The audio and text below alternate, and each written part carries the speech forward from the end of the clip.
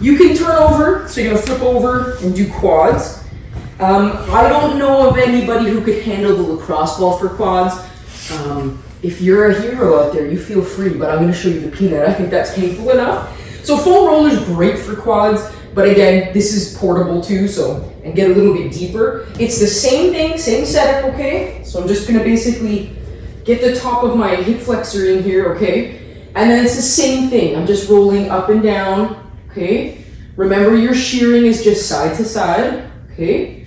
And then you can do that flexion and extension. So if I put all my weight, as much as I can, on that peanut, push down and then lift, it's like you're creating a false insertion point and stretching the tissue from the lacrosse ball downward, okay?